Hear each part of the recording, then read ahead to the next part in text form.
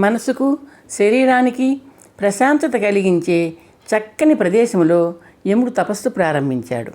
ప్రణవపూర్వకంగా చతుర్ముఖ బ్రహ్మ నామధేయాన్ని మానసికంగా స్మరిస్తూ తపస్సు ప్రారంభించిన యముడు త్వరలో తదేక ధ్యాన నిష్టలో మునిగిపోయాడు. ఆయన మనస్సు తనలోకి తిరోగమనం చేసింది. ఆలోచనల ప్రవాహం ఆగిపోయింది. యముడిలో శారీరక ధ్యాస నశించింది. ఉష్ణాన్ని శీతలాన్ని గ్రహించి ప్రతిస్పందించే సహజ లక్షణాన్ని ఆయన శరీరం కోల్పోయింది. పగళ్ళు రాత్రులుగా, రాత్రులు పగళ్ళుగా మారుతున్న ప్రకృతి ధర్మం యముడి శరీరానికి తెలియడం లేదు. సమస్తాన్ని అధిగమించిన నిర్వికల్ప స్థితికి ఆయన తపస్సు చేరుకుంది. దివసాలు, వారాలు, మాసాలు, ఋతువులు గడిచిపోతున్నాయి. తనను తన స్వరూపాన్ని విస్మరించిన యముడు అచల ప్రకృతిలో భాగమైపోయాడు. వత్సా యమా! వాత్సల్యపూరితమైన పిలుపు నిశ్చలమైన యముడి ధ్యాస సముద్రంలో ఒక అలను కదిల్చింది. అరమూసిన యముడి సువిశాల నేత్రాలు నెమ్మదిగా విచ్చుకున్నాయి. పిలుపు వినవచ్చిన వైపు చూశాయి. ఎదురుగా బ్రహ్మదేవుడు. ఆయన ముఖం మీద పున్నమి వెన్నెల్లాంటి చిరునవ్వు. పితామహ! యముడు జాదరిస్తున్న శరీరాన్ని అదుపు చేసుకుంటూ చేతులు జోడిస్తూ అన్నాడు. ఆయన హృదయం ఆనందసాగరంలా మారింది. నీ తపస్సు నన్ను ఇక్కడికి తీసుకువచ్చింది. ఏం కావాలి నీకు? బ్రహ్మ అనునయంగా అడిగాడు. పితామహ, ధర్మబద్ధంగా ఉండాలన్న ఆదర్శాన్ని వ్యక్తం చేసి శాపానికి గురి అయ్యాను. ధర్మాలోచనలో, ధర్మాచరణలో నాకు అలాంటి అవాంఛితమైన అధార్మికమైన ఫలితాలు ఎదురు కాకుండా అనుగ్రహించండి. బ్రహ్మదేవుడి ముఖం దరహాసంతో మరింత విప్పారింది. యమ, నీ కోరిక నిస్వార్థమైంది. అది నన్ను అలరించింది. ఆశించని 2 అద్భుత వరాలు నీకు అనుగ్రహిస్తాను. పితామహ! యముడి కంఠం ఆశ్చర్యానందాలతో వణికింది. అప్పటిదాకా జోడించి ఉన్న ఆయన అరచేతులు దోసిలిగా మారాయి. మొదటి వరం, నీ నామధేయానికి ధర్మరాజు అనే బిరుదు జత చేస్తున్నాను. ఈ క్షణం నుండి నీవు కేవలం యముడివి కావు, యమధర్మరాజువి. ధన్యోసి పితామహ! నిరంతరము సపర భేదాలు లేకుండా, విపరీత పరిణామాలకు ఏమాత్రం అవకాశం లేకుండా ధర్మపరిపాలన చేసే ఉన్నత పదవిలో నిన్ను నియమిస్తున్నాను. నన్ను పదవిలో నియమిస్తున్నారా దేవా? యముడు ఉద్రేకంతో అడిగాడు. అవును, నిన్ను దక్షిణ దిక్కుకు పాలకుడిగా నియమిస్తున్నాను. మరణించిన జీవుల పాపపుణ్యాలను గణించి పాపులను నీ అధీనంలోని నరకాలకు, పుణ్యులను పుణ్యలోకాలకు పంపే అధికారం నీది. ఆ కార్యం ధర్మనిర్వహణకు బహుయోగ్యమైనది. పుణ్యపాపాల గణనలో నీ నిర్ణయం ఎప్పుడూ ధర్మబద్ధంగా ఉంటుంది. నీ తపస్సుకు కారణమైన ఆశయం ఆ విధంగా సిద్ధిస్తుంది. బ్రహ్మ వివరించాడు. పితామహ, పాపపుణ్యాలు నిర్ణయించే విధానం, పాపులకు విధించే శిక్షల పరిమాణం నాకు తెలియవు. మీరే ఎరుకపరచాలి. యముడు వినయంగా అన్నాడు. పాపాలను గణించడానికి, తగిన శిక్షలు విధించడానికి నీకు శిక్షాస్మృతి అవసరం. ఆ జ్ఞానాన్ని నీకు ప్రసాదించగలిగింది మా త్రిమూర్తులలో ఒక్కరే. ఆయన పరమశివుడు. ఎందుకంటే ఆయన లయకారకుడు. ఆయనను ఆశ్రయించు. కైలాసానికి వెళ్ళమని ఆజ్ఞ. యముడు సందేహం వ్యక్తం చేశాడు.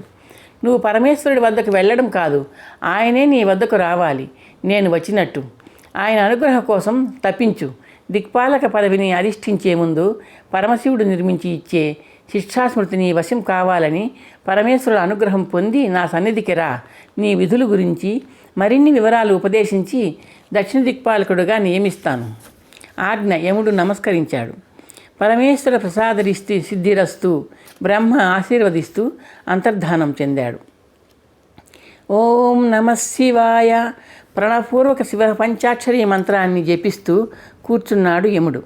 11 పర్యాయాలు మంత్రం ఉచ్చరించేసరికి ఆయన ఏకాగ్రతకు భంగం కలిగింది. ఉన్నట్టుండి తన శరీరాన్ని తాకుతున్న గాలి చల్లబడింది. ఏదో అద్భుతమైన దివ్య పరిమళం చుట్టూ వ్యాపిస్తూ ఏదో పారవస్యం కలిగిస్తోంది. సూర్యపుత్ర! మేఘగర్జనలా ధ్వనించిన పిలుపుకు యముడిని ఉలిక్కిపడేలా చేసింది. నాసికాగ్రం మీద చూపుల్ని నిలిపేలా కళ్ళ మీదకి వాలిన రెప్పల్ని పైకెత్తి చూశాడు యముడు.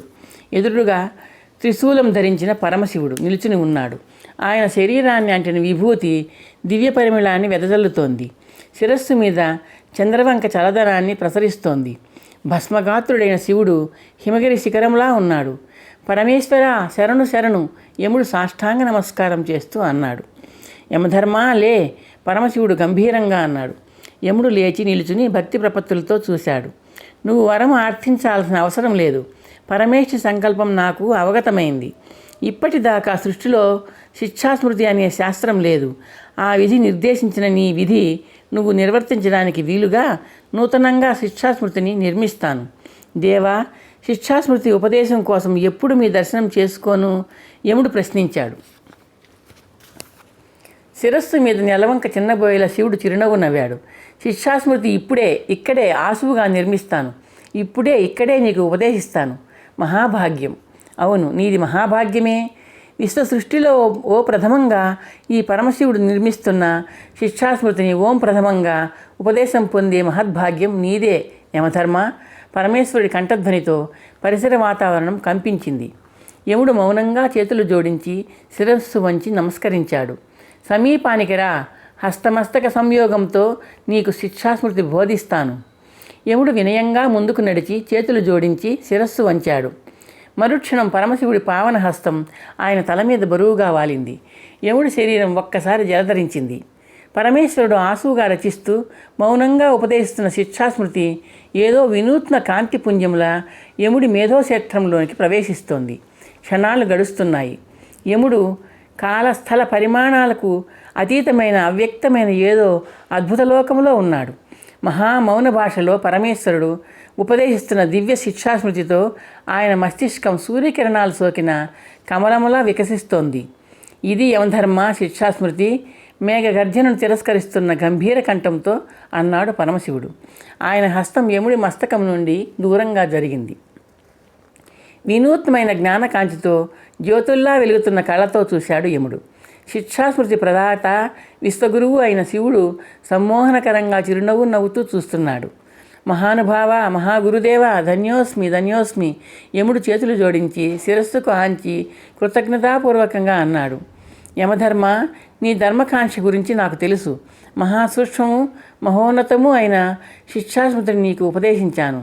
మరణించిన జీవుల పాపాలను, మరణించిన పాపజీవుల పాపాల పరిమాణాలను, ప్రమాణాలను పక్షపాత రహితంగా నిర్ణయించు. నా మహిమతో నీ మేధో గ్రంథంలో లిఖించబడి నిక్షిప్తం చేయబడిన శిక్షాస్మృతిని అనుసరించి శిక్షలు నిర్ణయించు. పాపులు పాపాలకు తగిన నరకాలలో శిక్షలు అనుభవించేలా చూడు. నీ పరిశీలనలో పుణ్యాత్ములుగా తేలిన జీవులను ఉత్తమ లోకాలకు పంపించు.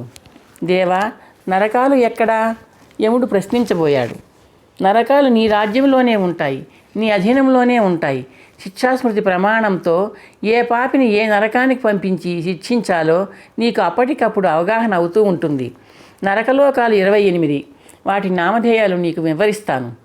అవి సార్థక నామధేయాలు. ఏ నరకంలో ఏమి ఉంటుందో ఆ పేరే సూచిస్తుంది. 28 నరక నామధేయాలను శ్రద్ధగా ఆలకించు. తామిశ్రం, అందతామిశ్రం, రౌరవం, మహారౌరవం, అంధకూపం, క్రిమిభోజనం, తప్తమూర్తి, శాల్మలి, వజ్రకంటకం, సారమేయాసనం, అవీచి, అయఃపానం, క్షారకర్ణమం, రక్షోభక్షం, శూలప్రోత్రం, వటారోధం, దందసూకం, వర్యావర్తనం, శుచీముఖం, కుంభీపాకం, నవిషం, అసిపత్రవనం, సూకరముఖం, పుయోదదం, లాలావక్షణం, కాలసూత్రం, వైతరణి, ప్రాణరోధం. నీ నగర గురించి, పరివారం గురించి, యమధర్మ పాలనా విధానం గురించి బ్రహ్మదేవులు నీకు బోధిస్తారు. ఆయనను దర్శించి దక్షిణ దిక్పాలక పదవిని స్వీకరించు. పరమశివుడు ఆజ్ఞాపూర్వకంగా అన్నాడు. ఆజ్ఞ. శుభం భూయాత్. శివుడు దీవించి అంతర్హితుడయ్యాడు. యముడు కమలాసనం మీద ఆసీనుడై బ్రహ్మదేవుడికి ప్రణామం చేశాడు. పరమశివుడు నీకు ప్రసన్నుడయ్యాడు. బ్రహ్మ చిన్నగా నవ్వుతూ అన్నాడు. చిత్తం. తమ ఆజ్ఞను అనుసరించి పరమేశ్వర అనుగ్రహాన్ని కోరి తపస్సు ప్రారంభించాను. క్షణాల వ్యవధిలోనే ఆయన కరుణించి ప్రత్యక్షమయ్యాడు. ఆసువుగా శిక్షాస్మృతి రచించి ఉపదేశించారు. చిత్రముఖుల దర్శనం చేసుకోమని ఆనతిచ్చారు. యముడు వివరించాడు. యమధర్మ, దక్షిణ దిశలో నీ నగరం నిర్మించబడింది. దాని పేరు సంయమని. సంయమనీ నగరంలో నీ సభాభవనం సువిశాలంగా నిర్మించబడింది. సమశీతోష్ణ వాతావరణంలో శరీరానికి సుఖం కలిగించే ఆ సుందర మందిరాన్ని నా ఆదేశాన్ని అనుసరించి దేవశిల్పి విశ్వకర్మ నిర్మించాడు. ఆ సభాభవనానికి నలువైపులా 4 ద్వారాలు ఉంటాయి. సంయమనీ నగరంలో నువ్వు నివాసం ప్రారంభించిన అనంతరం నేను సంకల్పించిన ప్రకారం నీ పరివారం సమకూరుతారు. విధి నిర్వహణలో నీకు అవసరమయ్యే వ్యక్తులు నీ ఆస్థానంలో చేరుతారు. తగిన పదవులలో వాళ్ళను నియమించి నీ విధులను వర్తించు. బ్రహ్మ ముగించి చిరునవ్వుతో చూశాడు. ఆజ్ఞ. యముడు వినయంగా అన్నాడు. త్వరలో నీకు పత్నీ లాభం చేకూరుతుంది. నీలోత్పల వర్ణంతో ఉండే సౌందర్యవతి నిన్ను కలుసుకుంటుంది. ఆమెను అర్ధాంగిగా స్వీకరించు. నువ్వు ధరించడానికి ఒక శక్తివంతమైన ఆయుధం ఇస్తాను అంటూ బ్రహ్మ చేతిని ముందుకు చాచాడు. ఆ చేతిలో అందంగా చిత్రిక పట్టిన దండం ప్రత్యక్షమైంది. ఈ దండమే నీ ఆయుధం. ఈ ఆయుధధారణ కారణంగా నువ్వు దండధరుడుగా ప్రసిద్ధుడవుతావు. అందుకో. యముడు ముందుకు నడిచి బ్రహ్మదేవుడి చేతిలోని దండాన్ని 2 చేతులతో అందుకుని కళ్ళకి అద్దుకున్నాడు. మరుక్షణం బ్రహ్మ చేతిలో ఒక పగ్గం ప్రత్యక్షమైంది. ఇది కూడా నీకు అవసరమే. ఈ ప్రగ్రహం పాశంగా వ్యవహరించబడుతుంది. నిన్ను పాశహస్తుడు అని కూడా అంటుంది లోకం. స్వీకరించు. బ్రహ్మ పాశాన్ని అందిస్తూ అన్నాడు. యముడు పాశాన్ని అందుకుని కళ్ళకు అద్దుకున్నాడు. ధన్యోస్మి పితామహ. నీ తల్లిదండ్రుల సన్నిధికి వెళ్ళు. వాళ్ళ అనుమతి ఆశీస్సులు తీసుకుని త్వరలో లభించి ధర్మపత్నిని వెంట పెట్టుకుని నీ సంయమనీ నగరానికి వెళ్ళు. దక్షిణ దిక్పాలకుడిగా నీ పాలన ప్రారంభించు. యముడు వినయంగా తలవాల్చాడు. మరొక మాట బ్రహ్మ మళ్ళీ అన్నాడు. మా నగరమైన ఈ మనోవతి మహద్వారం ముందు నీ వాహనం నిలిచిని ఉంటుంది. నీ దారికి అడ్డుగా అది మహామహిషం. రుద్రదేవుడి ఊరు నుండి అది జన్మించింది. దాని పేరు పౌండ్రకం. ప్రక్కకు తొలగి అది నీకు దారి ఇవ్వదు సుమా. దానిని అధిరోహించు. ప్రయాణం చేయి. ఆజ్ఞ పితామహ.